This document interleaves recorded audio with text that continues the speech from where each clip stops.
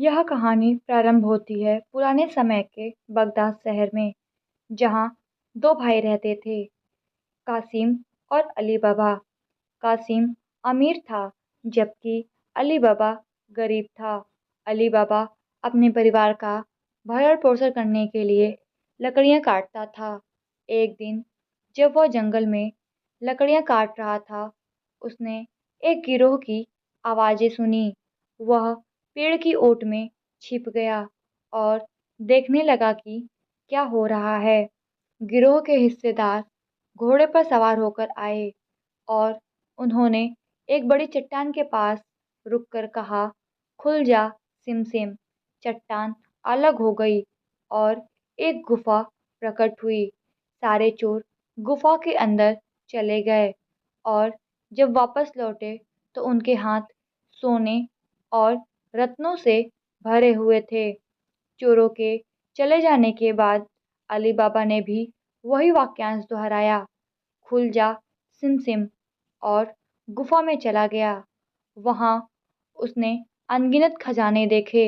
अली बाबा ने अपनी झोली में भरकर कुछ सोने के सिक्के और रत्न लिए और गुफा से बाहर आ गया।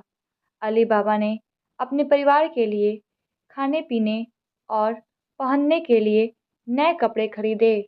जब उसके भाई कासिम को इस बारे में पता चला तो उसने उससे रहस्य जानने की कोशिश की।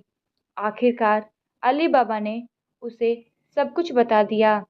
कासिम अपने लालच को रोक नहीं पाया और अगले दिन अकेले ही गुफा में चला गया। उसने खुल जा सिमसिम कहकर गुफा को खोला और अंदर चला गया।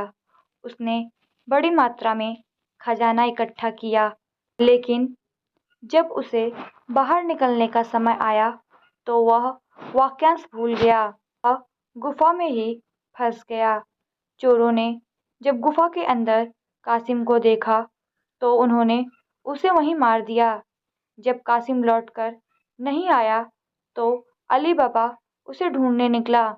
उसने गुफा में जाकर अपने भाई का शव पाया और उसे बाहर निकालकर बगदाद ले आया। कासिम की मौत से अली बाबा ने सबक सीखा कि लालच का नतीजा हमेशा बुरा होता है। अली बाबा अब खजाने का मालिक बन चुका था, लेकिन उसने बुद्धिमानी से उसे छुपा कर रखा। उसने उस खजाने का इस्तेमाल अपने और अपने परिवार के अच्छे भविष्य के लिए किया। लेकिन अली बाबा की किस्मत में और कठिनाइयां लिखी थीं। चोरों का सरदार और उसके साथी अब अली बाबा से व्यापारी बनकर बदला लेना चाहते थे।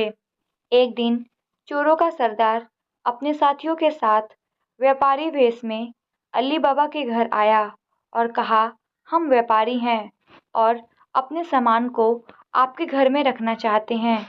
अली बाबा उनके चालाकी को नहीं समझ पाया और उसने उन्हें ठीक समझा और अपने घर में जगह दे दी।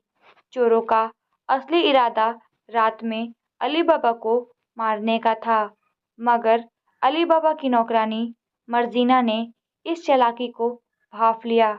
उसने एक तरकीब सोची और चोरों का ध्यान भटकाते हुए अपने बुद्धिमानी से सभी चोरों को बेहोश कर दिया।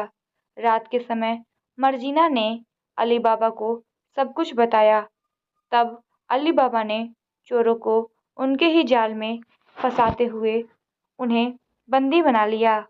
चोरों का सरदार भी पकड़ा गया और अली बाबा ने उसके साथ मर्जीना की शादी कर दी, जिसने उसके परिवार को बचाने में महत्वपूर्ण भूमिका निभाई थी। इस प्रकार अली बाबा अपने परिवार के साथ सुखपूर्वक रहने लगा। उसने मर्जीना की मदद से अपने खजाने का सही उपयोग किया और गरीबों की सहायता की। उसने सिद्ध कर दिया कि ईमानदारी और बुद्धिमत्ता के साथ काम करने से सभी बाधाएं पार की जा सकती हैं। उनकी कहानी एक उदाहरण बनी कि जब ईमानदारी और नेकदिली से काम किया जाता है तो कठिनाइयों का सहज पार होना निश्चित है। अली बाबा की अमीरी और मर्जीना की समझदारी से उनका परिवार हमेशा खुशहाल रहा।